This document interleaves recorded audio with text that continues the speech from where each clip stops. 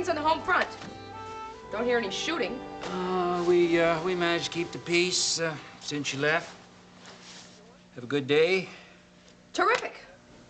And yours? Well, considering the fact that I was in a total rage this morning, I would say it's been a remarkable day. Kept my temper. Even had a pleasant, though brief, exchange with my daughter-in-law, and wrote one hell of a column I sent off a couple of hours ago by messenger. Terrific. No fights. A great column. I'm so relieved. Nice to know you care. Don't be sarcastic, Finelli. Don't be patronizing, Siobhan. I didn't mean to be. I do care, I do. And I'm glad that you've got everything under control. Thank you.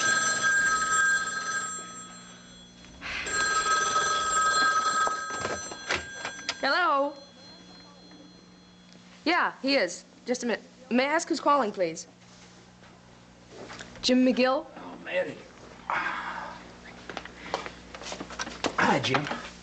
Well, how you like the column? Oh, I know it's strong. I wanted it strong. Send it back. You do that, Jim will just stay here. Jim, I won't change a single word.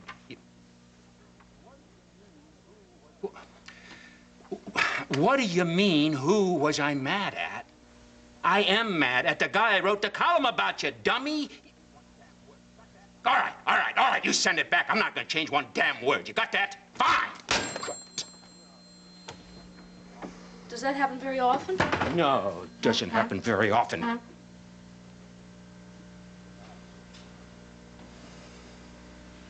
Sorry. No need to take it out on you. My editor didn't like my column. When you say editor, do you mean boss? In a manner of speaking. What are you doing, Jack? What brought all that on? Frank, you've got to admit, this is an impressive office. Mary, what are you doing down in Washington? Oh, just stirring up as much trouble as I can find. Oh.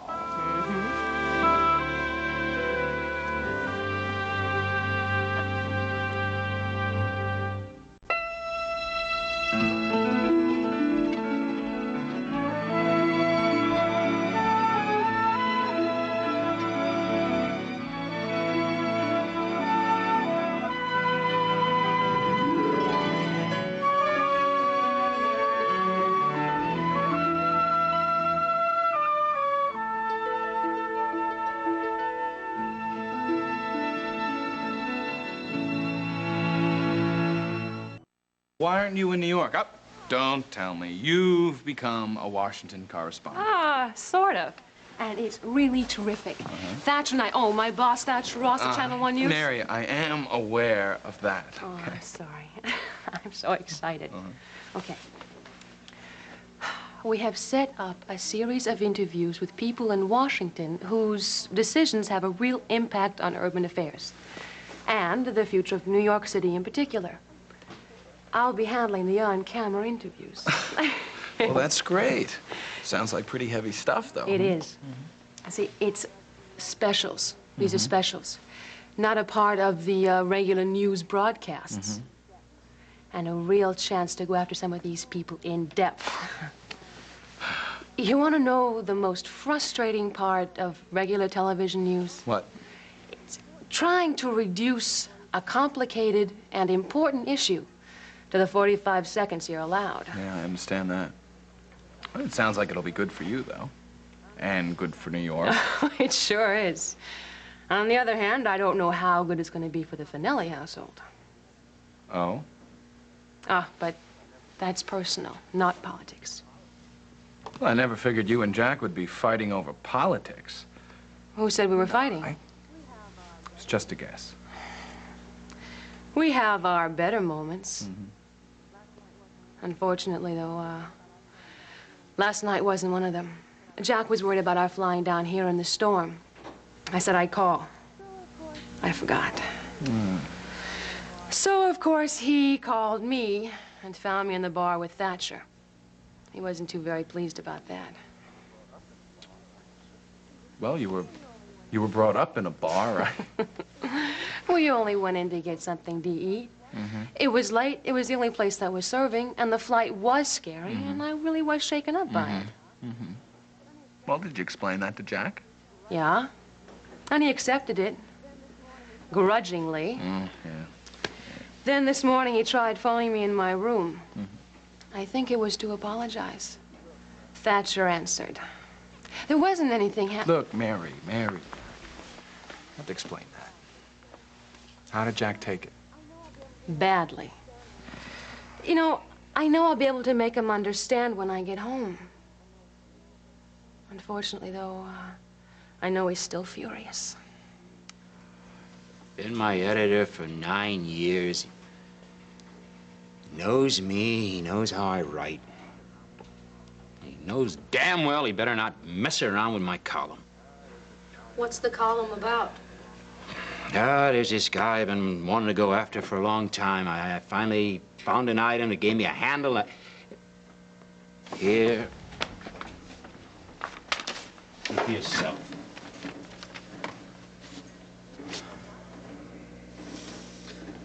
Well, you really don't like him, do you? Jack, couldn't he sue you? I'm always very careful about libel. When I left you this morning, you were spoiling for a fight. Now, if you're asking my opinion... Yeah? This is it. Well, what do I know? Every word in there is true. Weak, indecisive, unfit to be a union official, widely considered incompetent, and described by a rank-and-file member as too lazy to work and too dumb to steal? Somebody really say that? I am still a member of that particular union. Here, let me see. Because he took his wife on a trip at union expense, you're lowering the boom? I could be. I went a little too far. Guys had it coming to him for years. And your editor, he had it coming to him? Well, you're suggesting because I was mad at Mary, I took it out on Hogan and my editor, huh? I'm not suggesting anything. Not much.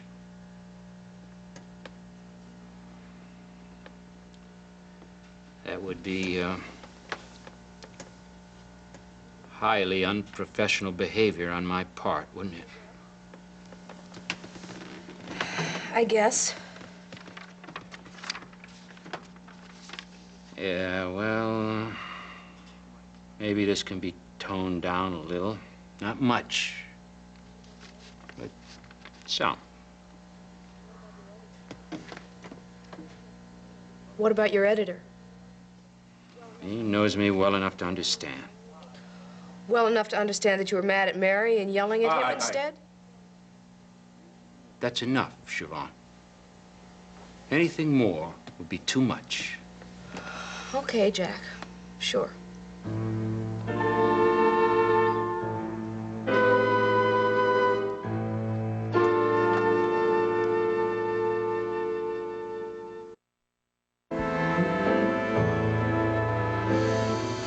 What's the matter now? Has the whole world stopped drinking cocoa just because I put my money in it? The way things are going, I could put my money into gold, and Dennis would start using tin and aluminum. Delia, better get her act together. I'll be first in line at the poorhouse. Well, it isn't my son, the doctor. How are you, Barry? Weary. Oh, yeah? I think I'm so tired it's a miracle I stayed vertical for the past couple of hours. Hey, how about some coffee? Yeah. No. Stay there. I'll get it. Okay, thanks. So what's with you? Were you out late last night? Well, on an impulse, I went down to Washington. I wound up staying there. And then I caught the shuttle back this morning. You didn't happen to run into Nancy Feldman while you were down there, did you? Yeah, I did. Oh, I figured. She's already called here twice today looking for you. Well, we've been missing each other all day. I've even tried to reach her. She the reason you didn't get any sleep last night? We spent most of the night talking. You know, Patrick, it strikes me that you've seen an awful lot of Nancy Feldman for two people who live in different cities, 200 miles apart. And the result is a considerable loss of sleep, too. I'm in love with her, Da, and she loves me. Oh, Patrick. Now, this isn't something we planned. It's just that we have tried staying apart, and it didn't work. Well, you haven't tried hard enough, Patrick. It won't work. You know it won't work. I know what you're saying, but sometimes things aren't as simple as you like them to be. You know, it strikes me that when people say things are complicated, Patrick, it's because they're trying to find a way to do something that they know in their hearts they shouldn't try to do.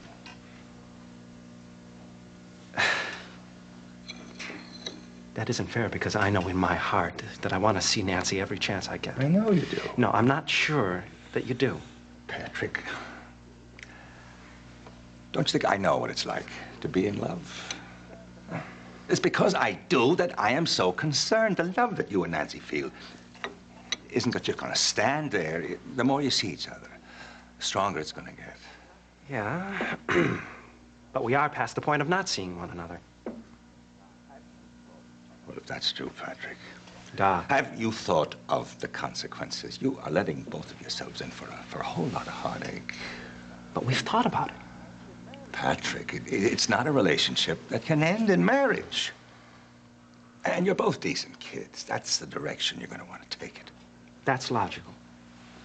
That is traditional. I respect it. But tell me, what's that got to do with the way she and I feel about one another? Everything. Nothing. No. Now, maybe it's because you brought us up to believe that for every problem, there's a solution. That things can always get better, that if you just hang in there, you can conquer anything. Now, maybe because of that, I will not be worried. She loves me, I love her, and we are happier because of it. All right, now you're talking about feelings, right? There is more at stake here than feelings, you know that. But there doesn't have to be. Yeah, well, what about her family? Have you thought about them? Now, I have known Dave and Beryl for an awful long time. There's no way in the world you're going to convince me that they're not going to be just as upset about this as your mother and I are. Well, I didn't think that they were aware of the situation till this morning. What happened this morning? Dave walked in on us while we were saying goodbye in Nancy's office. Patrick, what are you doing? What's going on around here? Jack is upstairs, as about as upset as I've seen him. And now you two... Oh, Jack is upset. Is he really upset? That's really wonderful. Well, what about me? Don't I have the right to be upset once in a while? What is the matter? Plenty is the matter. Maybe Patrick here will tell you a little bit about himself and Nancy Feldman. I hope he does. Maybe you can talk some sense into him. I certainly can't. You and Nancy? For real?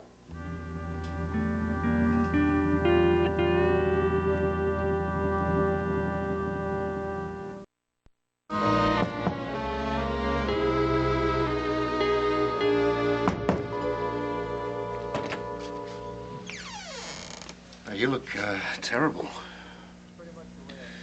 Come on in. It's pretty much the way I feel, but I tell you, it's nothing compared to what your sister's been going through. How's she doing? It's rough. She's sleeping practically for the first time since night before last. Well, look, maybe this will be a good chance for you to get a little sack time in yourself. No. I don't want to leave her. So you're fighting to stay awake. Seneca, that's crazy. I dozed off a couple times this morning, and first thing I knew, she was making a phone call. I thought she was trying to get some more pills. Was she? I don't think she knows exactly what she was doing. She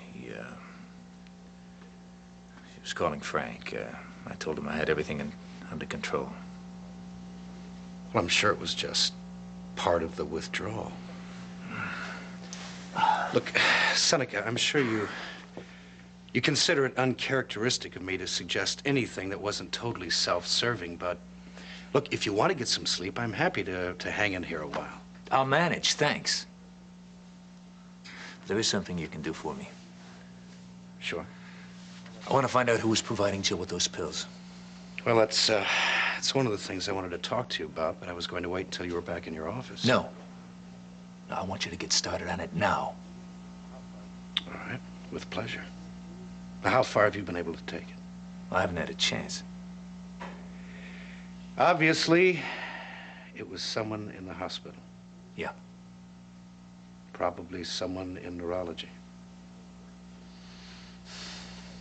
I'm afraid so. Well, I propose that we start with the chief of security, call in someone from the precinct, and a detective from the narcotics squad. Yeah. That sounds good to me. Listen, I want to leave Jill out of this as long as I can, you understand? I mean, no identifications, no statements, things like that. All right. Well, if we're lucky, maybe we can keep her out of it altogether. Fine, fine. You do what has to be done. Keep me posted. Well, actually, it might not be so difficult. Yeah, well, I'm looking forward to meeting that person. I can imagine. Look, when Jill gets up, would you please tell her I was here? Yeah, sure. Seneca, what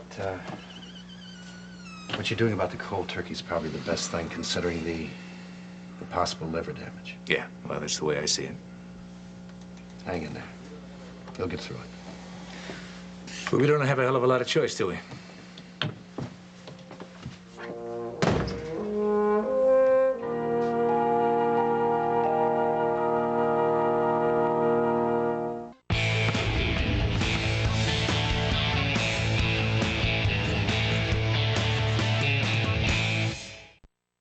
Listen, I know it's none of my business. After all, nobody asked me.